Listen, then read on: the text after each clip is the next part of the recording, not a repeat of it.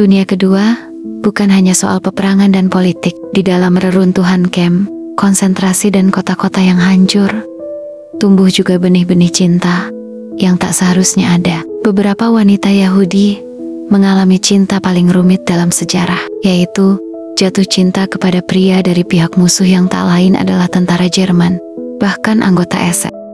Cinta mereka tidak membawa harapan, tapi penderitaan, pengkhianatan, atau pengampunan. Inilah 5 kisah nyata yang pernah menggetarkan dunia, disembunyikan dalam sejarah karena begitu kontroversial.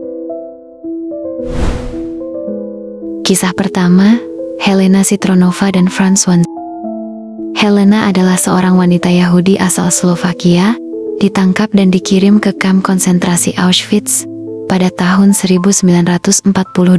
Di sana, ia bekerja di gudang barang-barang tahanan yang telah dihabisi. Suatu hari, seorang perwira SS bernama Franz Wanzek melihat Helena menyanyi di peringatan ulang tahun salah satu penjaga. Franz langsung terpikat. Meski merupakan petugas SS yang brutal, ia mulai mendekati Helena dengan sikap lembut, bahkan menyelundupkan makanan dan perlindungan untuknya. Ketika saudara perempuan Helena yang bernama Rosa dikirim ke kamar gas, Franz secara pribadi menariknya keluar dari antrean kematian demi Helena. Hubungan ini berlangsung diam-diam selama bertahun-tahun di dalam kamp. Sebuah cinta yang mustahil di tempat yang menyimbolkan kematian. Setelah perang usai, Franz ditangkap. Saat ia diadili, Helena datang dan bersaksi untuk menyelamatkannya. Namun, mereka tidak pernah bersatu lagi. Helena pindah ke Israel, dan Franz hidup sendiri hingga meninggal. Mereka tak pernah melupakan satu sama lain. Kisah kedua, Edith Hahn dan Werner Vetter. Edith Hahn adalah seorang wanita Yahudi asal Austria yang berhasil lolos dari deportasi dengan mengganti identitasnya. Ia hidup dengan nama palsu dan menyembunyikan asal-usulnya. Di tengah pelariannya, ia bertemu dengan Werner Vetter, seorang anggota partai Nazi. Werner jatuh cinta padanya, dan tanpa mengetahui bahwa Edith adalah Yahudi, Werner melamarnya. Edith, demi bertahan hidup, menerima lamaran itu. Mereka menikah dan memiliki anak. Saat Edith mengandung, Werner akhirnya mengetahui kebenaran, namun tidak melaporkannya. Ia tetap melindungi istrinya, bahkan setelah dikirim ke garis depan oleh pasukan Jerman. Setelah perang berakhir, Edith meninggalkan Werner karena ia tahu bahwa cinta mereka dilandasi kebohongan dan ketakutan. Namun, ia kemudian mengakui bahwa Werner adalah satu-satunya alasan ia bisa selamat dari Holocaust. Kisahnya dituangkan dalam buku The Nazi Officer's Wife dan menjadi salah satu dokumentasi paling penting tentang cinta dan tipu daya selama masa tergelap umat manusia. Kisah ketiga, Maria Steiner dan Heinrich Roth. Maria Steiner adalah wanita Yahudi berdarah campuran yang tinggal di kota kecil Austria. Pada tahun 1941, keluarganya ditahan dan dikirim ke kamp. Namun Maria diselamatkan oleh seorang perwira muda bernama Heinrich Roth yang diam-diam membenci sistem Nazi. Heinrich menyembunyikan Maria di rumah ibunya dan keduanya mulai menjalin hubungan asmara. Maria tahu Heinrich adalah bagian dari organisasi yang membunuh kaumnya, tapi ia juga percaya bahwa pria itu tulus ingin melindunginya. Setiap malam mereka berbagi makanan, cerita, dan harapan yang tak pasti. Namun, pada tahun 1944, Heinrich dipaksa bergabung dalam pengiriman ke front timur dan meninggalkan Maria dalam perlindungan orang lain. Ia tak pernah kembali. Maria akhirnya tertangkap oleh Gestapo, tapi ia berhasil bertahan hingga kamp dibebaskan. Bertahun-tahun kemudian, ia mengaku bahwa Heinrich mungkin satu-satunya cinta sejatinya.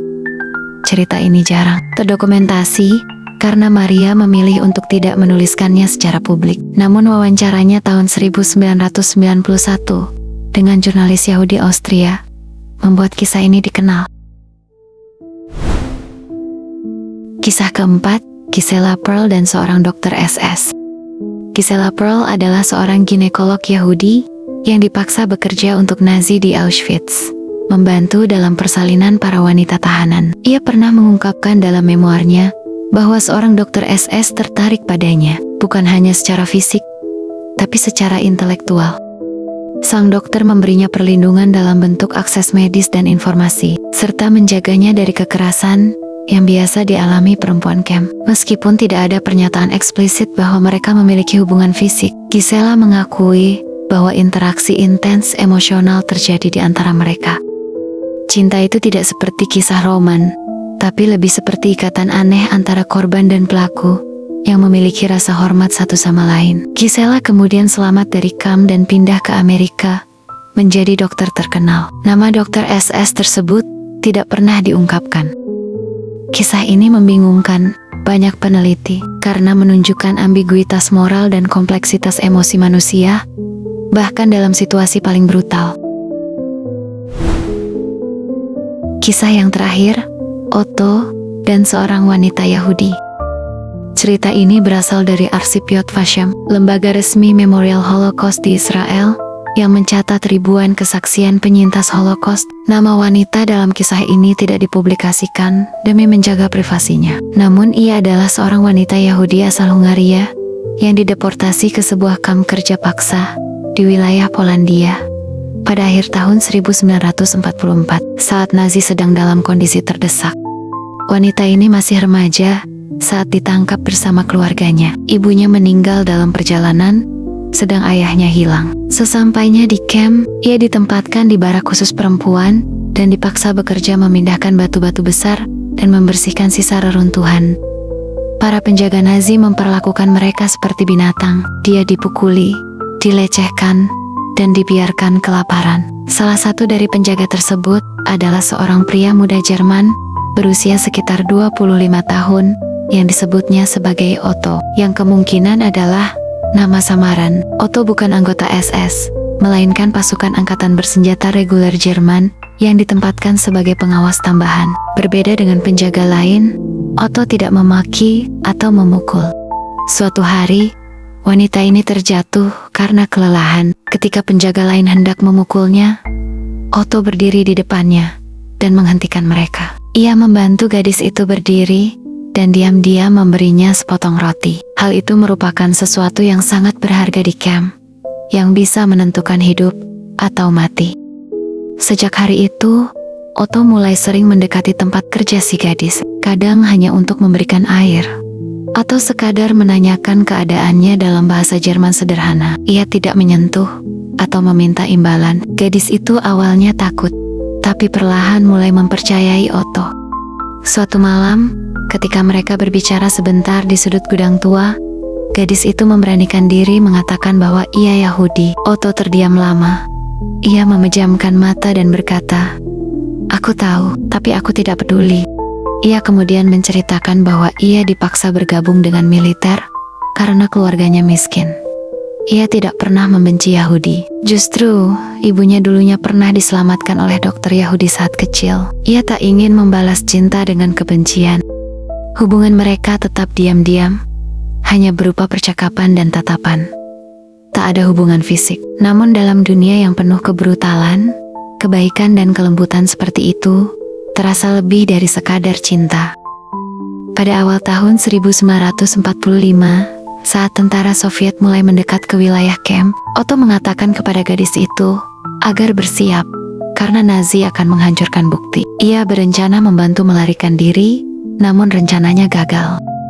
Beberapa hari kemudian, Otto menghilang. Para penjaga berkata bahwa ia tewas dalam baku tembak saat mencoba menyelamatkan seorang tahanan wanita. Banyak yang percaya itu adalah gadis Yahudi yang ia lindungi. Beberapa minggu kemudian, camp itu dibebaskan oleh tentara Soviet. Gadis itu berhasil selamat dan kemudian bermigrasi ke Argentina bersama sekelompok penyintas lain. Ia menikah, memiliki anak, dan menjalani hidup yang tenang. Namun, pada usia 70-an, ia memberikan wawancara terbatas kepada sejarawan Yahudi dan menyebutkan bahwa cinta pertamanya bukanlah manusia biasa, melainkan musuh yang menjadi pelindung. Ia menyimpan selembar kertas bekas bungkus roti yang pernah diberikan Otto dengan tulisan kecil, "Untukmu, tetaplah hidup." 5 kisah ini menyimpan paradoks terbesar dalam sejarah. Cinta yang hadir dari pihak penindas dan tertindas. Apakah cinta seperti itu bisa dimaklumi? Atau justru menunjukkan bahwa bahkan dalam kekelaman terdalam, manusia tetap mencari cahaya? Kisah-kisah cinta ini tidak pernah romantis dalam artian umum. Cinta hadir dengan rasa takut, penuh rahasia, dan rasa bersalah. Tapi bagi para wanita ini, cinta itu nyata dan menjadi bagian penting dari alasan mereka bertahan hidup. Sampai jumpa lagi di kisah selanjutnya.